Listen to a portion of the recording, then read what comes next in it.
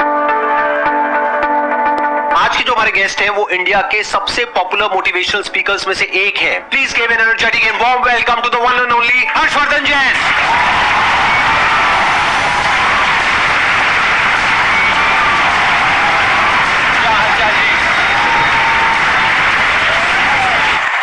Sir, जैसे कि हम किसी पे ट्रस्ट करते हैं, बहुत ज़्यादा ट्रस्ट करते हैं उस पर, और मतलब उसके साथ हम हर कुछ शेयर करते हैं, चाहे हमारा फैमिली में है, कोई फ्रेंड में है, कुछ भी हो। जब वो एक बार हमारे ट्रस्ट को हर्ट कर देता है, वो हमें बहुत ही बुरा समझ लेता है और कुछ भी कह सकता है वो कभी भी। तो दोबारा अगर उससे रिलेशन बन रही है, हमारी बातें करनी स्टार्ट हो रही है, सब कुछ हम इग्नोर करके, तो क्या सर दोबारा से उस पर हमें वही ट्रस्ट पहले वाली लानी चाहिए, उसके साथ शेयरिंग करनी चाहिए, या उसके साथ मतलब खुल के हम बातें कर सकते हैं कुछ भी? नेपोलियन हिल से जब जीवन में सबसे बड़ी सीख को लोगों ने कहा ना, एक लाइन में बता दो। नेपोलियन वो व्यक्ति हैं जिन्होंने 25,000 से ज्यादा लोगों के ऊपर कई वर्षों तक अध्ययन किया, और फिर एक व्यक्ति राजस्थानी मारवाड़ी गया, उन्होंने कहा साहब हमें पूरा ज्ञान नहीं चाहिए, एक लाइन में बता दो, एक लाइन में बता दो। तो उन्होंने पता है क्या बोला? डोंट टेक इट पर्सनली, दिल पे नहीं लेना, दिल पे नहीं लेना, क्योंकि रास्ते में तो स्क्रैच होंगे, हम इमोशनल हैं, हमारे स्क्रैच तो होंगे, लेकिन अगर दो लोगों को अर्धनग्न करके दौड़ा जाए, एक को तेल लगा के और एक को सूखा, तो मिट्टी ज्यादा कौन लाएगा?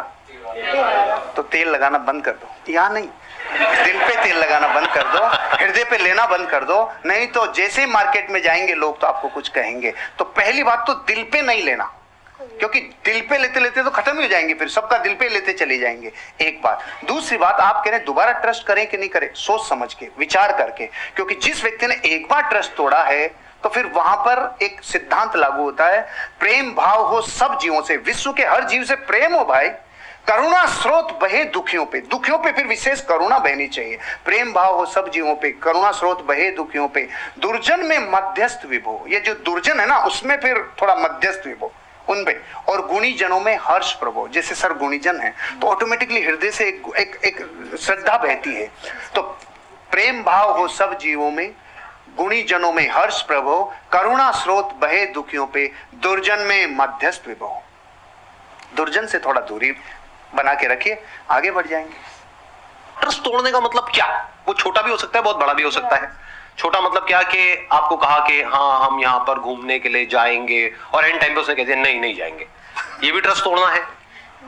और एक है कोई बड़े लेवल पे ट्रस्ट तोड़ना, यानी कि आपकी शादी हो गई है और कोई तीसरी बीच में आ गई है, I am just giving an example, या फिर उसने पैसा आपसे लिया बोल करके कि 15 दिन में दूंगा या दूंगी, और बहुत पैसा आपसे ले लिया जो आपने कहीं से अरेंज करके दिया, उसके बाद में आप उसको फोन कर रहे हो, फोन ही नहीं उठा रहा है, 1 महीने तक 2 महीने तक, एक आध बार ना उठाए तो हो सकता है कोई जेन्युइन प्रॉब्लम हो, बट आपको समझ आ गया उसकी नियत ही नहीं है पैसे वापस करने की।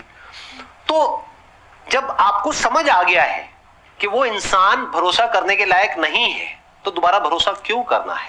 तब तक जब तक कि उसको एक्चुअल में पश्चाताप नहीं होता है।